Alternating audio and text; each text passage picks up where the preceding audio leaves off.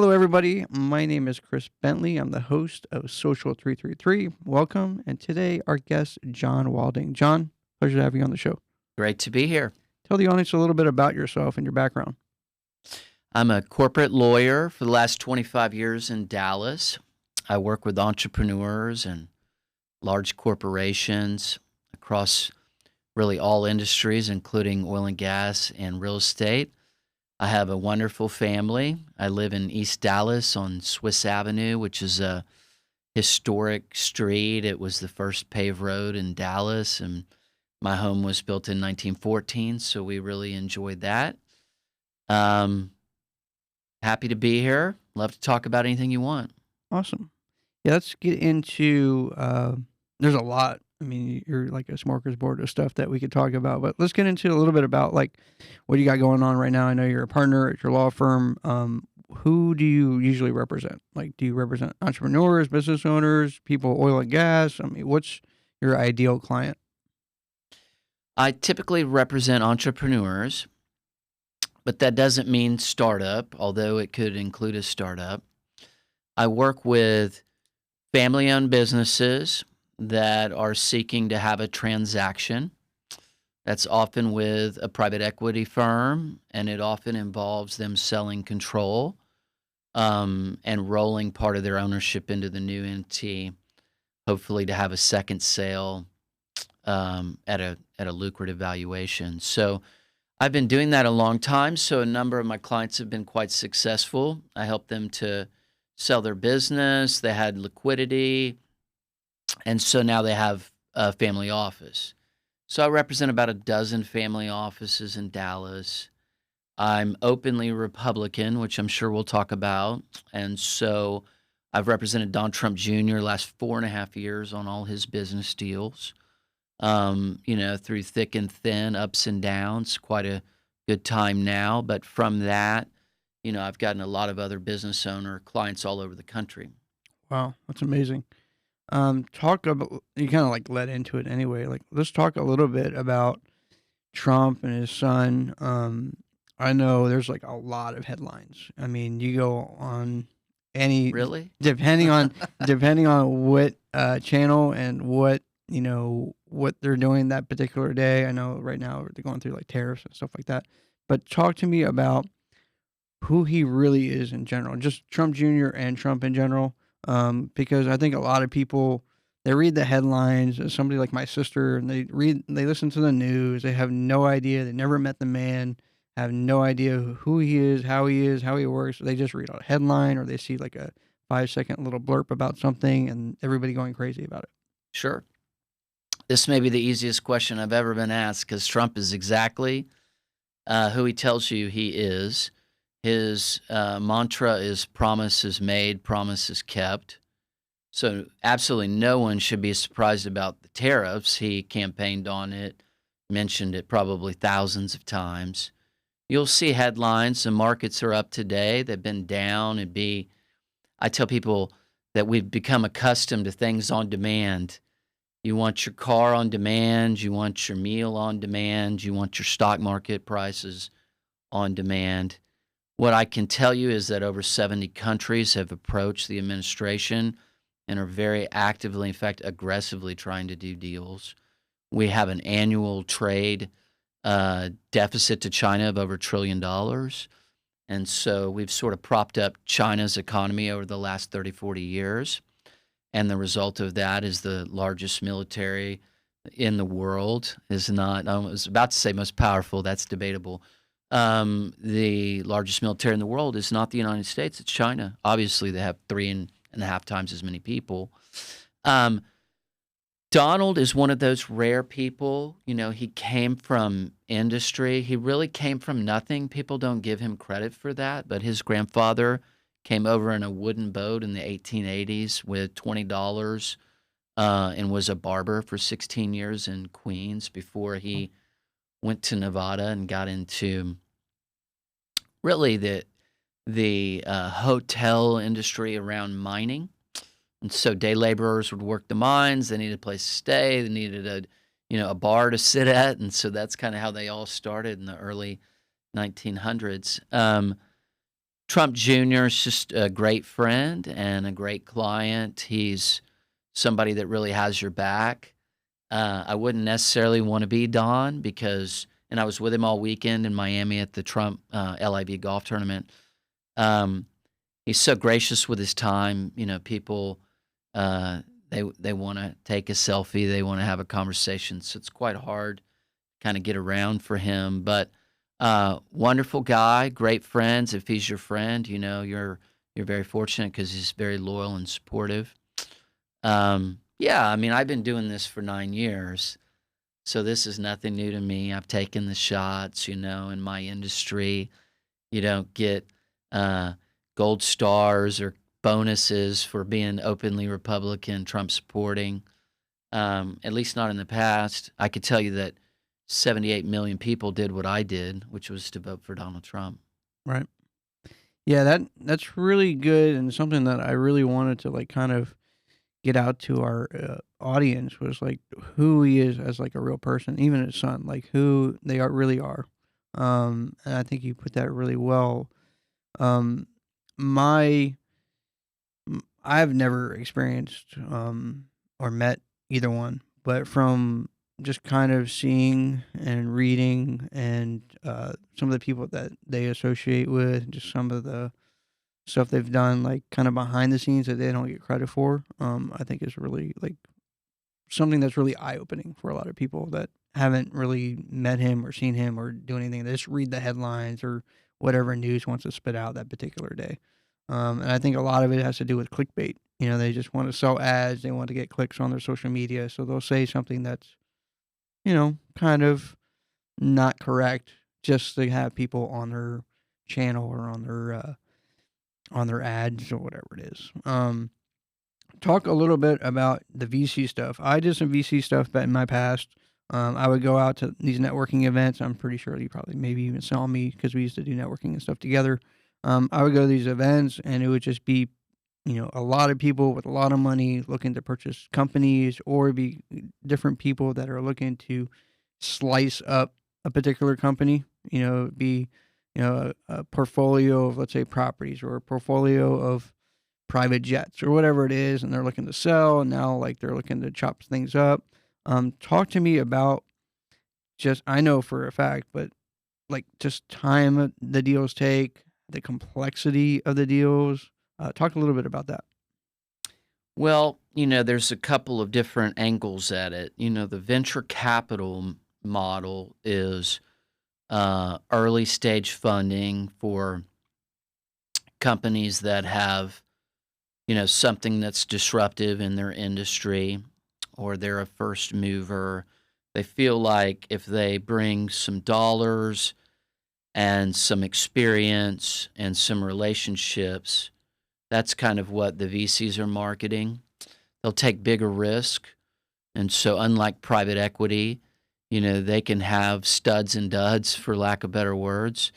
It only takes one Google, right? One Facebook, you name it, one Amazon to make up for some duds. So they invest as a portfolio. They're looking for larger returns than private equity, and they're taking bigger risk to do it. What's your experience with both? Are the deals different? Are they harder? I've experienced with, just a company looking to sell or a company that's looking to, I don't know, they have a cool thing, some armband, let's say, and they want to go out and like promote that armband and get more traffic and expand it and have it in Walmart shelves. Kind of talk about really like what's in it and like how, like, because it's a different level. Because we're talking to entrepreneurs, business owners. This is like a whole different level of like, hey, look, we're going national, we're going global, we're going to do something that's like on a whole different level. Talk about not only the mindset of like the business owner or the company, but also like what really needs to take place in terms of getting that funding or chopping it up and selling it. Like what really goes into it? Because there's a lot of like back of the scenes stuff that we don't get to see. Sure. Well, I think the universal quality for successful entrepreneurs is that they work extremely hard. If you think leaving a big corporation to start your own company is going to make your life easier, or that you're not going to have to work as hard or as many hours, you're probably wrong. You might get more flexibility, although post COVID, people are working remote anyways. And so, we're kind of moving back to more traditional in the office times now. But even with the big companies that have, in-house, in-office policies, there's more flexibility, and so if you own your own thing, the world is your oyster, right? You can get up when you want to get up, you can work as hard as you want, and that'll all translate typically to success. So if you haven't done it before, you should associate yourselves with a board or a board of advisors of people that have done it before, that have experience in the area, that have some skill sets that you don't have. If you're going to go out and raise money from third parties, you do yourself a favor to get a good lawyer. Somebody who spends most of their time, if not all their time, in the transactional practice, and somebody that will be fair on the billing, but can also work with you through, hopefully soup to nuts on all of that. So, if you've already built a nice business and you're profitable and you're seeking to sell you're looking more at a private equity model. Private equity wants to buy into established businesses. They want to give you a multiple on your earnings or EBITDA. And they typically want you to have skin in the game post-transaction. So if someone's walking away with, a lot of money, whatever that is, um, simply having an employment agreement with them is probably not going to keep their attention. But if you buy 70% of the business, you give them liquidity on that. They roll 30% forward, so they have, a significant ownership position, but they've de-risked and they've taken money off the table. That can be a wonderful thing too. You can, work with an investment bank that can help you to market your opportunity to, typically about 100 private equity funds that have interest in either your industry or the size of company that you are.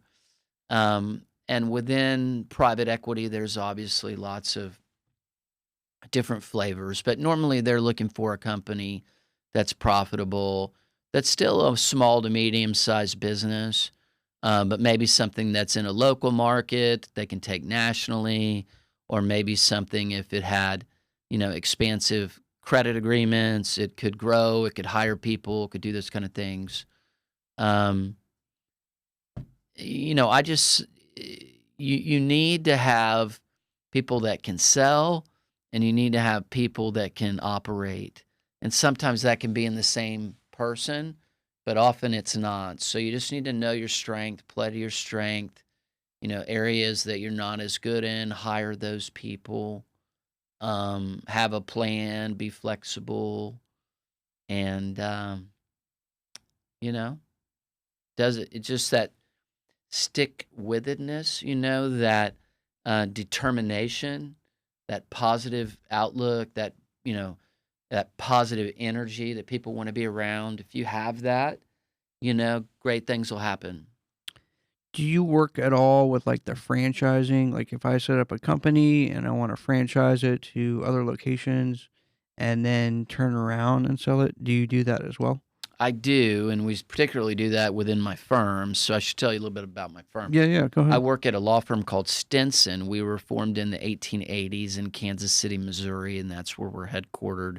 We're a national law firm. We have about 600 lawyers, and I'm a corporate partner in our Dallas office. So one thing about franchise is there's a offering circular, which is a securities disclosure document. So I get involved with that. Franchising is definitely a specialized practice within the law firms.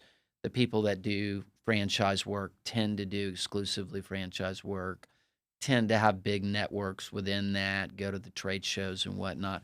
I get brought into it from time to time because, either I know the prospective client or because of my securities background. That's what I was gonna get to. So if I decided that, hey, look, I have a great company and now I need some cash inflow so I can expand. Like, does your company also do like publicly traded, uh, companies, stocks? Like, set me up so that I can be publicly traded, listed on, I don't know, let's say Nasdaq or something like that. Is that a Texas possibility? Stock Exchange. Yeah, I mean, is that a possibility? Yes, so we represent 56 publicly traded companies right now that are either listed on the New York Stock Exchange or the Nasdaq, where they're primary securities counsel. So we make all their filings. If they do registered offerings and IPO, secondary offering, we'll do that work for them and with them. And, we're going to have 3 new stock exchanges in Texas. We're going to have the first stock exchange in over 50 years that's ever been approved. They're going through that process now, but I think this year the new Texas Stock Exchange will be listed and we'll Mm-hmm. begin to take companies for trading and for IPOs. I have a great relationship with them, so it's Nice. been nice to see that come to fruition. Because of their announcement, the New York Stock Exchange announced that they were going to have an operation here in Dallas, and so has the Nasdaq. So Dallas is becoming a corporate finance, global center. Between Goldman Sachs is bringing about 18,000 people here. You've got Wells Fargo, J.P. Morgan, Charles Schwab. All the things that used to only be done in New York are going to be up and running here in Dallas in the next year, and it's going to create tens of thousands of jobs, high-paying, high-quality, skilled jobs. So, to answer your question, I could absolutely help you with that. We're not a broker-dealer, so we don't go out and syndicate the capital for you. We have wonderful relationships with people that have those licenses that do that kind of work. We have great relationships with investment banks that could help you, go out and buy companies or sell your company. And so, yeah, by being a corporate lawyer, it's just sort of in the circle. Nice. Lots of contacts, lots of networks. Um, for me, I've looked at, becoming a publicly traded stock. I've looked at um, expanding and franchising my real estate company, obviously. So I've looked at a lot of different things. I even looked at like shell companies, buying a shell company and then turning that thing around. So I've looked at a lot of different things. I have my own capital management company, obviously. Um, to end the show, tell me like a story that's probably one of your best stories for Donald or Don Jr. With Donald or Don Jr.? Yeah, tell me Well, something. I could tell you I was with Don Jr. the day the state of New York came in and put a black cloud over their company and tried to take all their properties. So that was a low point. I was also with Don on election day when we won. And so, Cool. it was just exuberant. I have a great picture that my wife took where we were down in Palm Beach, Florida. They're going to the minute. I mean, the day before the paper said that Kamala Harris was going to win the election, and then you saw that she didn't, and you saw that Trump won the popular vote. He won every single swing state. So you have to really be careful about what you read in the news and online. But yeah, we had made it over to the convention center in Palm Beach, and thousands of people there. And I had sort of weaved my way through the crowd. We were there for a long, long time, several hours. And I got up right to the front, because I wanted to be there. I actually wanted to take a selfie with Donald in the back and be the first person to see him come out and accept. But what ended up happening was everything, of course, was way behind schedule. And, there's these blue velvet, what do you call it with the where you're behind the Or like the drapes. the They're like curtains and stuff. velvet Yeah. drapes, but they're like 70 feet high, just unbelievable. And then I see this head poke out, and it's Don Jr. There's probably 12,000 people here, and I say, "Hey, Don," and he kind of looks. There's so many people, and then he realizes it's me, comes out and grabs me in front of the, 12, 15,000 people, and he says, and I have a picture of this. My wife took it. He said, shook my hand. He said, never a doubt. Nice. There were a lot of doubts. Oh yeah. We worked hard, and so a lot of success, a lot of casualties along the way. They're wanting to bring back strength and stability to the country. Right. That's what they're wanting to do.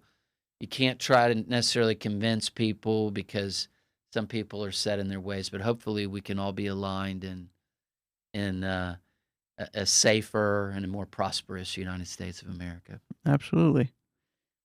John, where can they find you? If somebody wanted to get in touch with you, want to do some business with you, maybe ask some questions about VC or just setting up something, or they have a law questions, like where can they find you? Well, thank you, and I would welcome that. I'm always networking too, and I love to have new clients and to be part of their success. So, like I said, I work at a firm called Stinson. So Stinson.com, John Willding. We've got a great website like most companies, and just would love to hear from you if I can help you in any way. And thank you, Chris, for inviting me to participate today. Absolutely. I appreciate you being on the show. Thank Thanks, you. John.